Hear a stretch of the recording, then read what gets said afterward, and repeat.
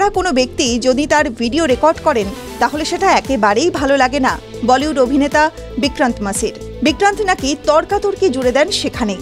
বলেছেন, কেউ যদি আমার ব্যক্তিসত্তাকে সম্মান করতে না পারেন আমি তর্ক করি, চুপ করে থাকি না মোটেও। 1 আগস্ট থেকে কোস্টারিকায় রয়েছেন অনন্ত আম্বানি ও রাধিকা মার্চেন্টার।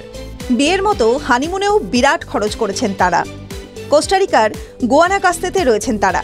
সেখানকার কাসালাস ওলাস 4 সিজনস রিসর্টে রয়েছেন তারা। প্রতি রাতে রুম ভাড়া 30,000 পাউন্ড।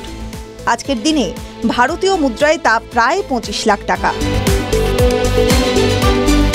কেবিসির চেয়ারে বসে কতই না অভিজ্ঞতা সঞ্চয় করতে হয় অমিতাভ বচ্চনকে। এবারের একটি পর্বের প্রতিযোগীর জীবনের গল্প কাঁদিয়ে দিল তাঁকে। এই প্রতিযোগী উত্তর প্রদেশের বাসিন্দা। তিনি গ্র্যাজুয়েশন করেও কৃষক হয়েছেন। আর এই সুধীরের কথা শুনেই এদিন কেবিসির মঞ্চে আবেগঘন হয়ে পড়েন বিগ বি।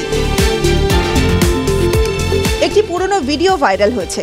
তাতে দেখা যাচ্ছে সলমান প্রশ্ন করছেন শ্রীদেবীকে। সন্তান জন্মের জন্য পরিবার চাপ দিয়েছিল।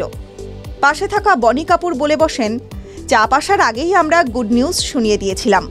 স্বামীর এই কথা শুনেই শ্রীদেবী লজ্জায় লাল হয়ে গিয়েছিলেন। অদিতের একটি তথ্য শেয়ার করলেন পরিচালক রাকেশ ওমপ্রকাশ মেহরা। তার প্রথম ছবি হওয়ার কথা ছিল সমঝতা এক্সপ্রেসের। ছবিটি আর তৈরি করতে পারেননি তিনি। এর কারণ, ছবিতে অভিনয় করার পরিকল্পনা বাতিল করেছিলেন অভিষেক বচ্চন। তাতে নাকি এক সন্ত্রাসবাদীর চরিত্র দেওয়া হয়েছিল জুনিয়র বচ্চনকে। প্রথম ছবিতেই টেররিস্ট অভিনয় করতে চাননি অভিষেক। কিছুদিন আগেই মুক্তি পেয়েছে শয়তান ছবিটি। তাতে অভিনয় করেছেন অজয় দেবগন। দর্শকের পছন্দ হয়েছে ছবিটি।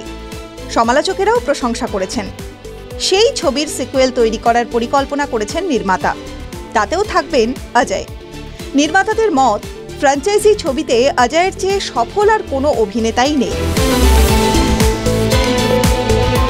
আদিত্য রায় কাপুরের সঙ্গে বিচ্ছেদের কয়েক মাস পর অনন্যা পান্ডে প্রাক্তন মডেল ওয়াকার ব্ল্যাঙ্কনের সঙ্গে ডেটিং করছেন বলে শোনা যাচ্ছে।